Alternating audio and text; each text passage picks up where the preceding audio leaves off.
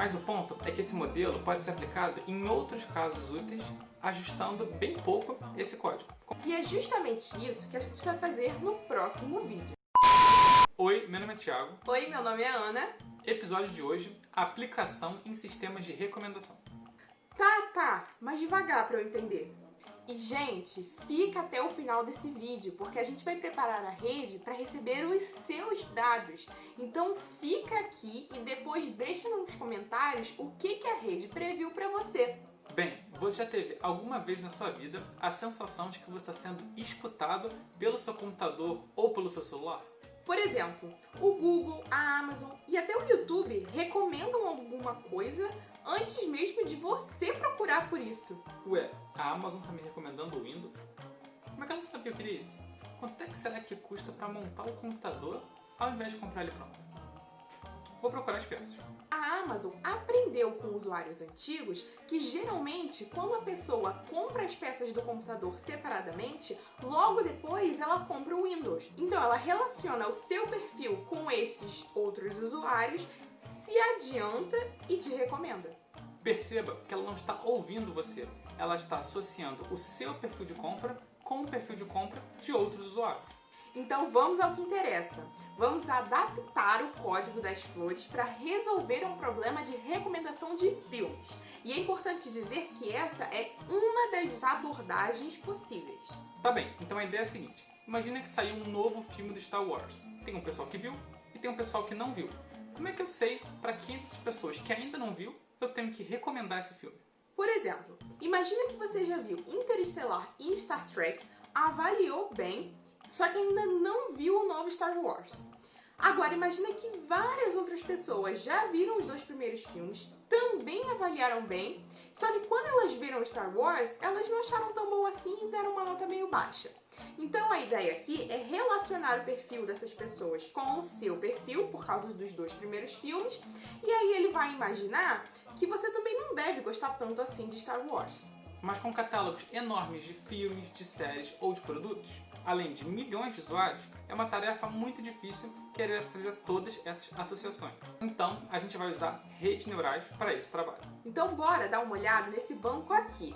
Nele, eu tenho uma avaliação de pouco mais de 2.000 usuários que deram nota de 0 a 5 para 20 filmes. Dentre esses filmes, a gente pode encontrar Toy Story, Star Wars, Forrest Gump ou Jurassic Park. A ideia vai ser usar a avaliação de 19 filmes para prever o 20º filme. E como a gente já falou, a gente vai fazer uma cópia do arquivo do Iris e adaptá-lo. Justamente para mostrar que a gente não precisa alterar muita coisa para ir de um problema de classificação para outro problema de classificação. Primeiro, vou abrir o Colab que a gente tem usado até agora, clicar em arquivo e salvar uma cópia. Agora sim eu posso fazer as minhas modificações. E a primeira coisa vai ser renomear o arquivo. Tá, então a primeira parte de importar o TensorFlow e criar o nosso modelo vai ser exatamente a mesma coisa. Já nessa parte aqui de adicionar camadas, a gente vai ter que mexer. Nossa rede agora vai ter 19 entradas, uma para cada filme. E vamos ter 6 saídas para as possíveis notas 0, 1, 2, 3, 4, 5, que a gente vai dar para o 20º filme. Percebe aqui que a gente não mudou o número de neurônios da rede. A gente só mudou o número de entradas e o número de saídas. Mas sim, isso é uma coisa que pode mudar dependendo do problema. E a gente vai mostrar no próximo vídeo o que aconteceria se a gente mudasse o número de neurônios. Tá, e uma coisa que a gente vai ter que mudar também é a importação do banco de dados, porque agora ele vai vir de uma fonte diferente. A gente vai importar aquele arquivo para o Colab, clicando aqui e depois selecionando o nosso arquivo. Agora é só a gente chamar ele no nosso código. E para chamar isso no código, a gente tem que primeiro importar uma biblioteca chamada pandas e depois a gente tem que criar uma tabela usando uma função de leitura CSV. Dá uma olhada aqui como é que ela é. Só que a nossa rede só consegue receber informação no formato de array. Então a gente vai ter que pegar essa tabela e passar para esse formato de array. A função que faz isso é a função toNumPy. Dá uma olhada aqui em como é que o formato mudou, mas a informação que está no banco é a mesma informação que estava na tabela. Tá, agora a gente vai ter que criar nossas perguntas e respostas. Só para explicar aqui a notação, entre colchetes, a gente vai entrar com as linhas que a gente quer, uma vírgula e depois as colunas que a gente quer. Bom, a gente quer todas as linhas, tanto para o x quanto para o y. Para representar que a gente quer tudo, a gente coloca 2 pontos. Agora, para dividir as colunas entre o x e o y, a gente vai fazer o seguinte. Para o x, a gente vai fazer o seguinte. A gente vai escrever 0, 2 pontos e uma unidade a mais da coluna que a gente quer. Então, já que a gente quer até a 18, a gente vai colocar 0, 2 pontos, 19. Para o y, já que é só uma coluna, é só a gente dar o número da coluna, que no caso é 19. Então, a partir de agora, a gente não muda mais nada na rede.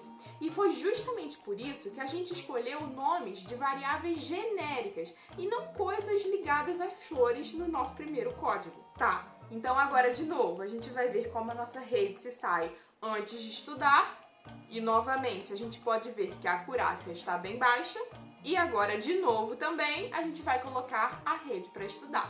Tá, então a primeira coisa que a gente pode perceber aqui é que a acurácia que a gente achou é bem menor do que a acurácia que a gente obteve no problema do íris. E isso é legal porque mostra pra gente que rede neural não é um método mágico onde eu vou pegar meus dados, jogar nele e não importa os parâmetros, ele vai me retornar uma resposta excelente sempre. Primeiro, a gente vai analisar os gráficos do vídeo passado de novo. Então, por exemplo, esse primeiro aqui, que é o erro da rede, a gente pode ver que, novamente, ele foi diminuindo ao longo dos passos. Já esse segundo gráfico, que é a acurácia, ela foi aumentando ao longo dos passos. Mas nesse vídeo, um outro gráfico também é interessante. Ele vai ser plotado a partir de uma matriz de confusão. Mas o que será que é uma matriz de confusão? Aqui no eixo horizontal, a gente tem as notas que a rede previu. Já no eixo vertical, a gente tem as notas reais. Então, por exemplo, todos os usuários que caíram nesse quadradinho aqui tiveram as notas previstas como 4 e realmente votaram 4. Já nesse outro quadradinho aqui, as notas previstas foram 4, só que os usuários, na verdade, marcaram 3. E assim por diante. Então, a gente pode perceber que os dados da diagonal principal são os que foram classificados corretamente e os dados que estão fora da diagonal principal foram os dados erroneamente classificados. Mas você pode perceber também que os erros mais comuns estão próximos das respostas certas. Por exemplo, às vezes a rede diz que a nota é 5, mas na verdade a nota é 4. Concorda que esse erro não é tão grave assim, né? É que o problema aqui é bem mais complexo que classificar flores de acordo com as suas dimensões. Por exemplo, num dia você pode estar de mau humor e classificar um filme com nota 4, mas geralmente você daria 5 para esse filme. Quantas vezes você já odiou uma música e na semana seguinte já não conseguia parar de cantar? Um outro problema nesse caso é que normalmente você não classificou todos os filmes da Netflix, nem todos os produtos na Amazon e muito menos todos os vídeos do YouTube, certo?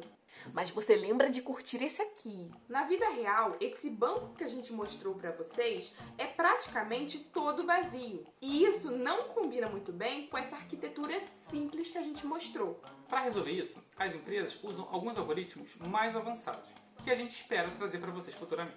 Mas se você é daquelas pessoas que não consegue esperar, a gente deixou 2 artigos aqui na descrição desse vídeo. Um deles fala sobre a arquitetura da Netflix e o outro fala sobre a arquitetura do YouTube. E agora, finalmente, o desafio. Será que a rede consegue prever a sua avaliação? Vamos abrir aqui o link do Colab pela primeira vez, como se fosse você a sessão. E lembra que você pode fazer isso pelo seu celular também. E a primeira coisa que você tem que fazer é rodar esse código todo.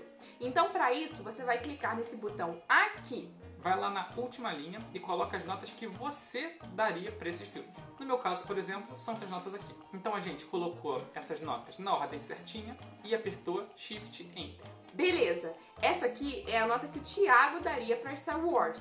Olha, eu acho que ela acertou dessa vez, hein? Mas e você? Qual foi a nota que a rede deu? Será que ela acertou ou não?